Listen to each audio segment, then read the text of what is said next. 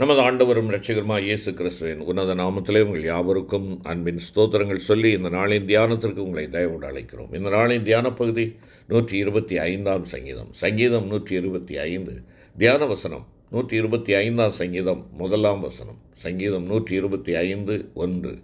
கர்த்தரை நம்புகிறவர்கள் என்றென்றைக்கும் அசையாமல் நிலைத்திருக்கும் சியோன் பர்வதத்தை போல் இருப்பார்கள். கர்த்தரை நம்புகிறவர்கள் என்றென்றைக்கும் அசையாமல் நிலைத்திருக்கும் சியோன் பர்வதத்தை போல் இருப்பார்கள். அருமையான கர்த்தருடைய பிள்ளைகளே, அசைக்கப்படாதிருக்க என் வாழ்க்கையிலே பல அலைகள் மோதினாலும், திரைகள் எதிராக எழும்பினாலும், அக்கினி சூளைகள் அதிகமாக சூடாக்கப்பட்டாலும், ஒருவேளை யோர்தான் நதி, சிவந்த சமுத்திரம், எரிகோ கோட்டை போன்ற பல தடைகள் என்னுடைய வாழ்க்கையிலே இருந்தாலும் அவைகள் ஒன்றும் என்னை அசைக்கப்படாதிருக்க வேண்டும் என்றால், இங்கே சங்கீதக்காரனுடைய அனுபவத்தை பாருங்கள்.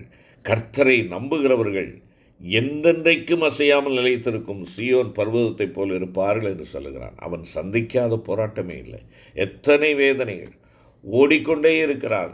அவன் ஒரு தெள்ளுப்பூச்சியைப் போல வேட்டையாடப்படுகிறவனாக காணப்படுகிறான். அபிஷேகம் பண்ணப்பட்டவன், ராஜாவாய் அரியணையில் ஏற வேண்டியவன். ஆனால் அவன் அலைந்து திரிகிறான் வனாந்தரத்திலே, குகைகளிலே ஒளிந்து கொண்டிருக்கிறான் ஜீவன் தப்ப.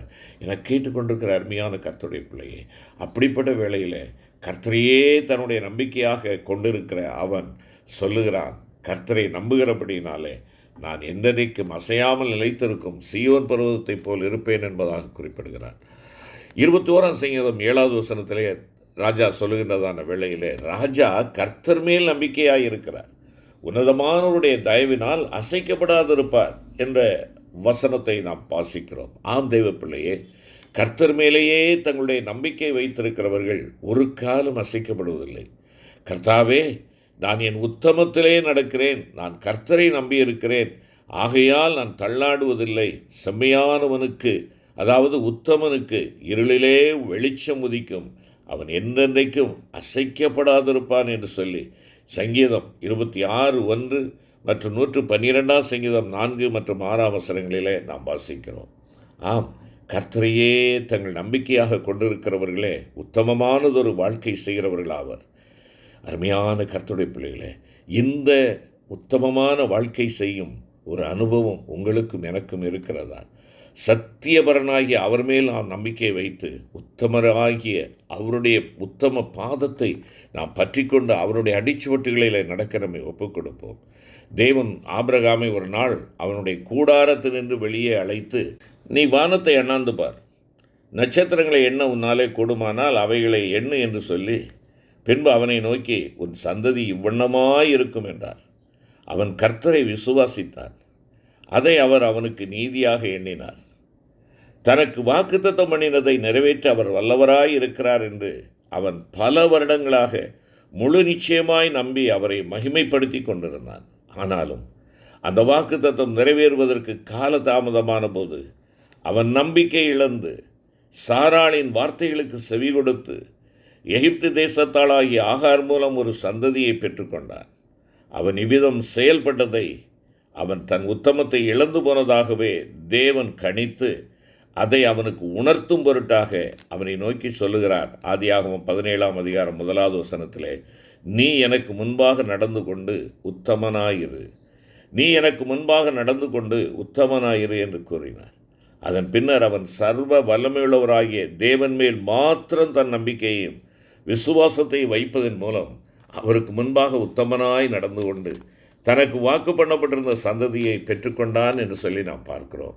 அருமையான கர்த்தருடைய பிள்ளைகளே, வேதம் சொல்லுகிறது, எண்ணாகமம் 14ஆம் அதிகாரம் 8வது வசனம், கர்த்தர் நம்மேல் பிரியமாயிருந்தால் அந்த தேசத்திலே நம்மை கொண்டு போய் பாலும் தேனும் ஓடுகிற அந்த தேசத்தை நமக்கு கொடுப்பார் என்று யோசுவாவும் காலேப்பும் விசுவாச அறிக்கை செய்கிறதை நாம் அங்கே பார்க்கிறோம். அவர்கள் கானானை சென்றடையும் வரை முழு தூரமும் இந்த விசுவாசத்துடனேயே பிரயாணம் செய்ததினால் அவர்கள் தம்மை உத்தமமாய் பின்பற்றினதாக கர்த்தர் அவர்களை குறித்து சாட்சி பகிர்ந்ததை எண்ணாகமம் 13ஆம் அதிகாரம் 32ஆம் அதிகாரம் இவைகளிலே நாம் பார்க்கிறோம். அருமையான கர்த்தருடைய பிள்ளைகளே, நாம் நம்முடைய நம்பிக்கையை அறிக்கையிடுகிறதில் அசைவில்லாமல் உறுதியாயிருக்க கடவோம். வாக்குத்தத்தம் பண்ணினவர் உண்மையுள்ளவராய் இருக்கிறாரே என்று சொல்லி எபிரேயர் 10:23 சொல்லுகிறது அல்லவா? நம்முடைய நம்பிக்கையை அறிக்கையிடுதல், நம்முடைய வாழ்வின் உத்தமத்தை நாம் காத்துக்கொண்டு யாதொன்றினாலும் அசைக்கப்படாததொரு ஜீவியம் செய்ய நமக்கு உதவி செய்யும். ஆம், யூதாவின் ராஜாவாகிய ஆசா பல வருடங்களாக தன் தேவனாகிய கர்த்தரையே நம்பி சார்ந்திருந்த ஒருவனாக இருந்தான். ஆனாலும் அவன் தனக்கு நேரிட்ட குறிப்பிட்டதொரு யுத்தத்தில் மனுஷரை சார்ந்து கொண்ட போதோ அவன் தன் உத்தமத்தை இழந்து போனதாக கர்த்தருடைய தீர்க்கதரிசினால் கடிந்து கொள்ளப்படுகிறான். தம்மை பற்றி உத்தம இருதயத்தோடு இருக்கிறவர்களுக்கு தம்முடைய வல்லமையை விளங்க பண்ணும்படி கர்த்தருடைய கண்கள் பூமி எங்கும் உலாவிக் கொண்டிருக்கிறது. இந்த காரியத்திலே மதியில்லாதவராயிருந்தீர், ஆகையால் இது முதற்கொண்டு உமக்கு யுத்தங்கள் நேரிடும் என்பதாக 2 நாளாகவும் 16:9 அவனுக்கு உரைக்கப்பட்டதை நாம் பார்க்கிறோம். ஆம் தேவ பிள்ளையே, நாம் மனுஷரின் மீதோ உலக பிரகாரமான மற்ற ஆதாரங்களின் மீதோ நம்பிக்கை வைத்து வாழ்வோம் என்றால் நமக்கு வருகிற சோதனைகளில் நாம் அசைக்கப்பட்டு போக நேரிடும். நாம் சின்னாபனமாகக்கூடிய சூழ்நிலை மாறிவிடும். ஆனால் அதற்கு மாறாக நாம் கர்த்தரை உறுதியாக பற்றி கொண்ட மனதை உடையவர்களாக அவரையே நம்பியிருப்போம் என்றால் எல்லா சூழ்நிலைகளிலும் அவர் நம்மை பூரண சமாதானத்தோடு காத்துக்கொள்வார். சாத்ராக், மேஷாக், ஆபேத்நேகோ என்பவர்கள் தங்கள் சோதனையின் உச்சக்கட்டத்திலும் கர்த்தரையே நம்பியிருந்தபடியினால் அச்சோதனையில் தாங்கள் அசைக்கப்படாதவர்களாய் இருந்தது மாத்திரமல்ல, தேசம் முழுவதும் ஜீவனுள்ள தேவனை அறிந்து கொள்ளத்தக்க அற்புத சாட்சிகளாயிருந்தார்கள்.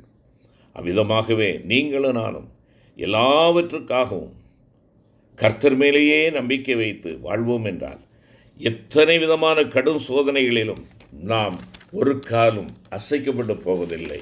ஆமர்மையான கர்த்தருடைய பிள்ளையே, ஆகையினாலே கர்த்தர் மேலேயே நம்முடைய நம்பிக்கையை வைப்போம். ஆண்டவர் நம்மை அசைவில்லாத ஒரு ஜீவியத்தை நமக்கு கட்டளையிட்டு நம்மை மேன்மைப்படுத்துவார்.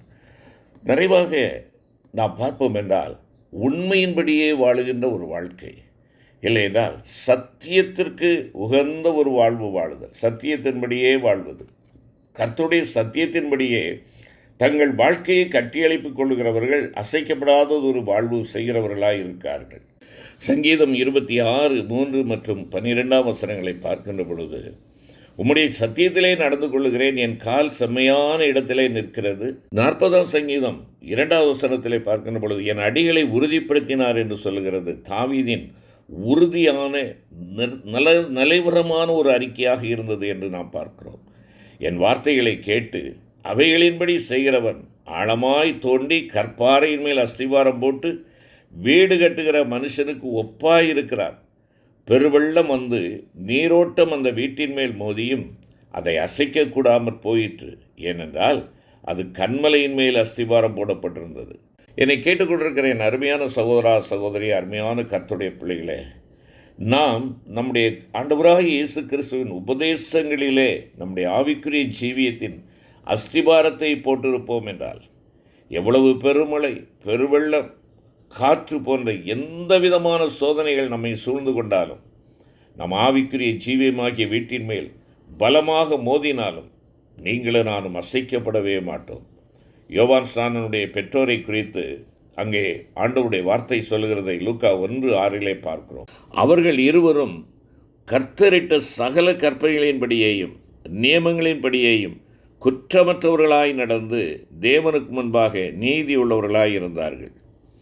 பிரியமான கர்த்தருடைய பிள்ளையே, ஆண்டவராகிய இயேசு கிறிஸ்து ஞானஸ்நானம் பெறும்படி யோவான் ஸ்நானனிடத்திலே வந்தபோது, இப்படி எல்லா நீதியையும் நிறைவேற்றுவது நமக்கு ஏற்றதாய் இருக்கிறது என்று கூறி, இவ்விதம் நமக்கு வெளிப்படுத்தப்படுகிற ஒவ்வொரு சத்தியத்திற்கும் நாம் கீழ்ப்படியும் போது, ஆண்டவருடைய வார்த்தையை உண்மையாய் நமக்கு சொந்தமாக்கி கொண்டு அவருடைய அடிச்சுவட்டிலே நடக்கின்ற பொழுது நாம் தேவனுடைய நீதியை நிறைவேற்றுகிறோம் என்பதை இங்கே நாம் அறிந்து கொள்ள வேண்டும்.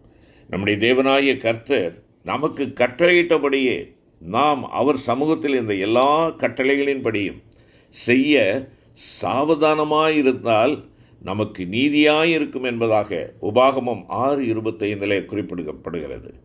தேவனுடைய பிள்ளையே, நீங்களும் நானும் சுவிசேஷ சத்தியத்திற்கு மனப்பூர்வமாக கீழ்ப்படியும்படி நம்மை ஒப்பு கொடுக்கின்ற பொழுது அந்த சத்தியத்தை கைக்கொள்ளும்படியான கிருபை அந்த சத்தியத்துடன் கூடவே நமக்கு அருளப்படுகிறது என்பதை உணர்ந்து கொள்ள வேண்டும். அந்த கிருபையை சார்ந்து கொண்டவர்களாக நீங்களும் நானும் கேட்ட சுவிசேஷத்தினால் உண்டாகும் நம்பிக்கையை விட்டு அசையாமல் ஸ்திரமாயும் உறுதியாயும் விசுவாசத்தில் முடிவு பரியந்தம் நிலைத்திருப்போமாக என்று கொலோசியர் 1:22 பவுல் குறிப்பிடுகிறார்.